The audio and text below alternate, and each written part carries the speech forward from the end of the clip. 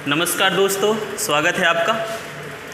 आज हम एक बहुत ही इंटरेस्टिंग टॉपिक लेकर आए हैं और इस टॉपिक में हम सीखेंगे बायोस्फीयर रिजर्व के बारे में, जिसको बोलते हैं दोस्तों जैवमंडल आरक्षित क्षेत्र।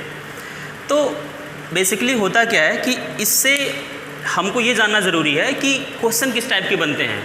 तो दोस्तों इससे क्वेश्चन 2-3 टाइप्स के बनते हैं।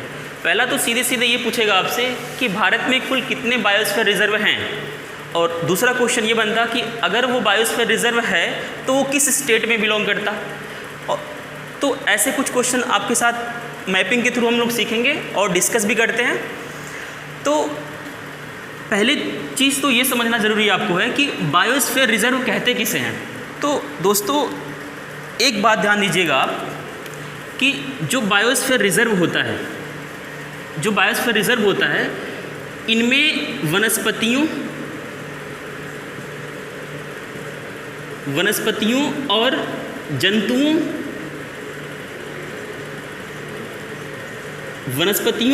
जंतुओं का संरक्षण किया जाता है। तो आप ये चीज़ ध्यान दीजिएगा कि बायोस्फीयर रिजर्व बेसिकली बनता इसीलिए है कि उसमें हम वनस्पतियों और जंतुओं का क्या कर सकें, कंजर्वेशन कर सकें। तो कोई बात नहीं, बट ज़रूरी आपको जानना ये है कि प्रेजेंट टाइम पे भारत में कुल कितने बायोस्फीयर रिजर्व हैं। तो दोस्तों भारत में टोटल बायोस्फीयर रिजर्व की संख्या 18 है, 18। और 18 में एक इंटरेस्टिंग बात यह है दोस्तों कि 18 में से 11 यूनेस्को ने रिकॉग्निशन दिया हुआ है, मान्यता प्राप्त किया है इसको। कहने का मतलब मेरा ये है कि भारत में टोटल 18 बायोस्फीयर की संख्या है, उनमें से 11 यूनेस्को ने मान्यता प्राप्त कर रखा है। तो हमको ये भी जानना ज़रूरी है कि वो 18 में से 11 जो यूनेस्को ने दर्जा दिया हुआ है वो कौन कौन से हैं, और जो टोटल 18 हैं वो कौन कौन से हैं। तो आइए दोस्तों मैपिंग के थ्रू हम लोग सीखते हैं। पहली चीज़ तो ये समझिएगा दोस्त, आपको ये 18 के 18 आपको लर्न करवाना है। तो लर्न करवाने का एक सिंपल सा फंडा है, पहले आप स्टेट जितने मैं राइट किया हूँ अगर आप बना पाएँ तो पेन एंड पेपर लेकर के आप इसको बना लीजिए। और गारंटी के साथ कहते हैं कि आप ज़्यादा नहीं 5-10 मिनट देंगे तो डेफिनेटली आपको ये 18 के 18 और 11 जो यूनेस्को में शामिल हैं ये भी आप लर्न कर पाएंगे आज। तो स्टार्ट हम यहाँ से करते हैं। तो HP बोले तो हिमाचल प्रदेश में जो भारत का बायोस्फीयर रिजर्व है उसे बोलते हैं कोल्ड डेजर्ट। ओके, अब आप सीधे इसी लाइन को पकड़ते हुए आएंगे तो आप उत्तराखंड में एक पाएंगे जिसका नाम है नंदा देवी। फ्रेंड्स आप सेम यही लाइन अगर आगे पकड़कर आएंगे आप तो सिक्किम यहाँ पड़ता। सिक्किम में आपने पढ़ा होगा Kanchenjunga.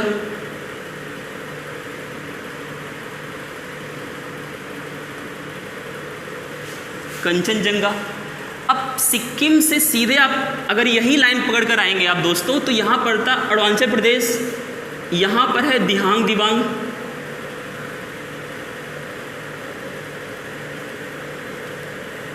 Okay, same as it is अगर आप अरुणाचल प्रदेश से नीचे अगर आप आएंगे तो ये पड़ता असम में फ्रेंड्स 2 है।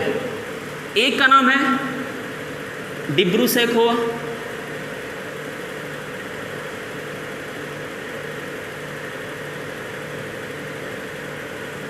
और एक का नाम है मानस। अब असम के आप जस्ट बगल में आएंगे तो फ्रेंड्स ये स्टेट है मेघालय। मेघालय में जो पड़ता उसे बोलते हैं नोक्रेक। मेघालय से दोस्त अगर आप नीचे आएंगे तो पड़ता है यहाँ पे वेस्ट बंगाल में सुंदरवन। अब वेस्ट बंगाल से फ्रेंड्स कुछ भी नहीं, जस्ट अगर आप इसी लाइन को नीचे पकड़कर आते हैं आप तो यहाँ पड़ता उड़ीसा, और उड़ीसा में जो फ्रेंड्स है उसे बोलते सिमलीपाल। उड़ीसा के जस्ट नीचे पड़ता आंध्र प्रदेश, यहाँ पड़ता शेषाचलम।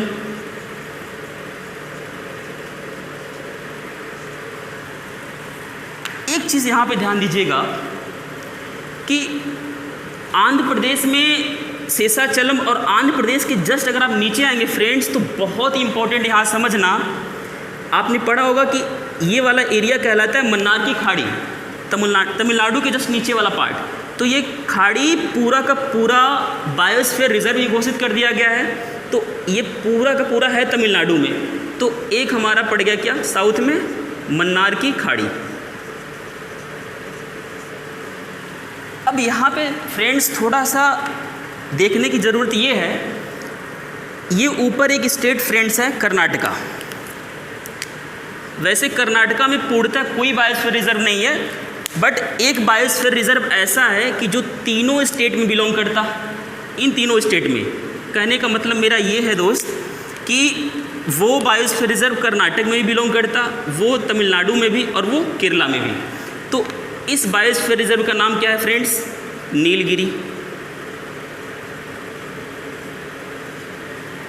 और इंटरेस्टिंग बात दोस्त ये है कि नीलगिरी भारत का, जितने बायोस्फीयर रिजर्व हैं उनमें नीलगिरी भारत का पहला बायोस्फीयर रिजर्व था।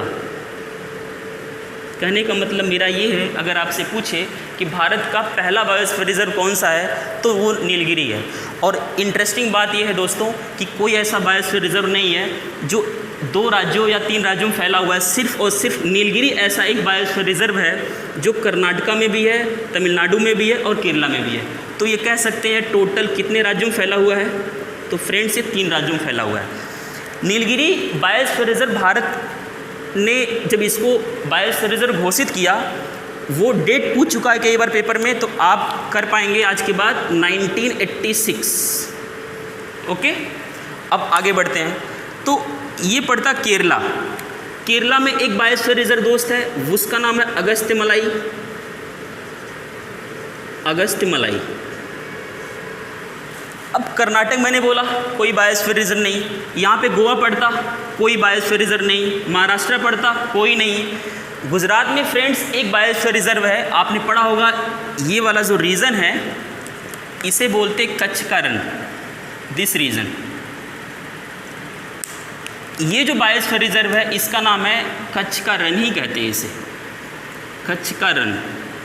और कभी कभी एग्जाम में आता है, कर पाएंगे, कच्छ का रण में किस चीज़ का कंजर्वेशन किया जाता है या फिर कच्छ का रण क्यों फेमस है, तो कच्छ के रण में ही वाइल्ड एस जंगली गधे पाए जाते हैं, जंगली गधे। अब आप अगर काउंट करेंगे फ्रेंड्स तो कोल डेजर्ट 1, नंदा देवी 2, कंचनजंगा 3, दिहांग दिबांग 4, डिब्रू सैखोवा 5, मानस 6, नोकरेक 7, सुंदरवन 8, सिमलीपाल 9, शेषाचलम 10, नीलगिरी 11, मन्नार की खाड़ी 12, अगस्त्यमलाई 13 और कच्छ का रण 14। एक फ्रेंड्स एकमात्र बायोस्फीयर रिजर्व अंडमान निकोबार का एक आइलैंड है, ग्रेट निकोबार, बहुत सदर में पड़ता है, बहुत दक्षिणी में पड़ता है यहाँ पर, तो उसका नाम ही ग्रेट निकोबार है, ग्रेट निकोबार। ओके फ्रेंड्स, अब वैसे तो ज़्यादातर जितने बायोस्फीयर रिजर्व फ्रेंड्स हैं वो पूर्वोत्तर भारत में आप देख रहे हैं, बट कुछ बायोस्फीयर रिजर्व ऐसे हैं जो मिडिल इंडिया में हैं, मध्य भारत में हैं।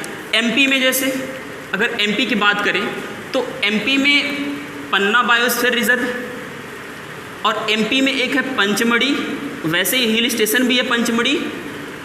और एक फ्रेंड्स यहाँ पे कन्फ्यूज़न बच्चों में होता है, एमपी के बगल में जस्ट एक स्टेट है छत्तीसगढ़, तो एक बायोस्फीयर रिजर्व ऐसा है कि जो छत्तीसगढ़ में भी पड़ता और एमपी में पड़ता, तो उसका नाम पूछता है, तो उसका नाम है फ्रेंड्स है अचानकमार अमरकंटक, अचानकमार अमरकंटक।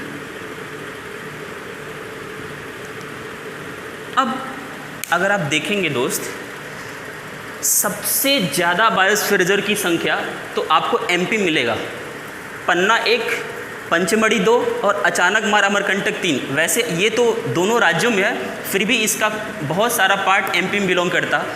बट अगर पूर्वोत्तर भारत में सबसे ज़्यादा बायोस्फीयर रिजर्व की बात किया जाए तो आपको असम में 2 मिलेगा, एक डिब्रू सैखोवा और एक मानस। तो आप अगर काउंट करेंगे तो आई थिंक ये 18 टोटल यहाँ पे हम आपके साथ मैपिंग कर चुके हैं। तो आइए एक बार हम लर्न करवाते हैं आपको। ऊपर से अगर आप इस लाइन को पकड़ कर आ पाएंगे दोस्त, इस लाइन को, ये लाइन, तो 3 तो सिर्फ इसी लाइन में शामिल हो जा रहा है। एक कोल्ड डेजर्ट जो हमारा पड़ता हिमाचल प्रदेश, उसके नीचे जस्ट उत्तराखंड, वहाँ पड़ता Nanda Devi. It's also a Indian peak, ये हिमालय का, भारत का एक पीक भी है दोस्त, नंदा देवी।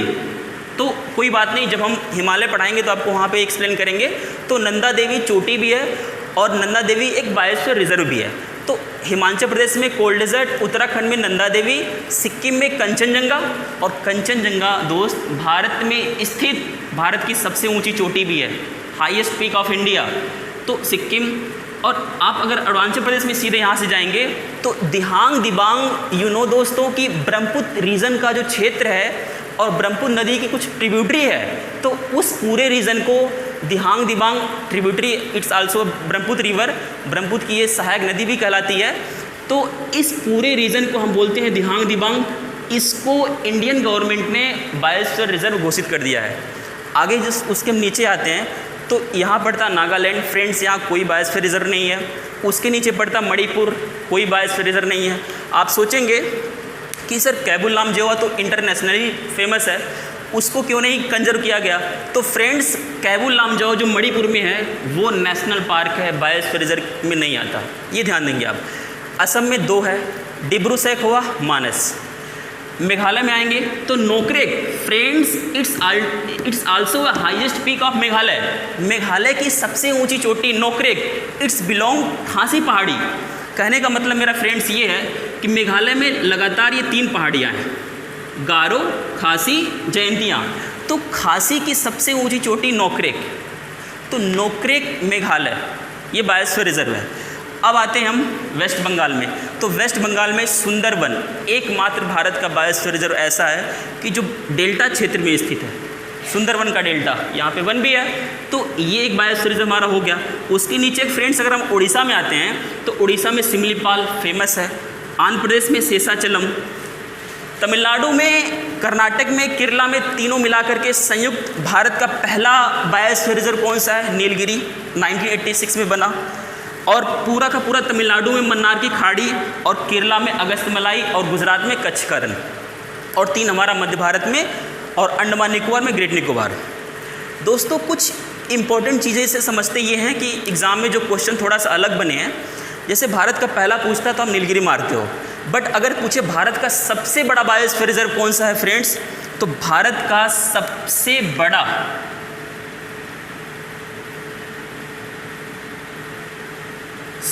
बड़ा बायोस्फीयर जो रिजर्व फ्रेंड्स है वो है कच्छ का रण। सबसे छोटे की बात करेगा तो सबसे छोटा है डिब्रू सैखोवा।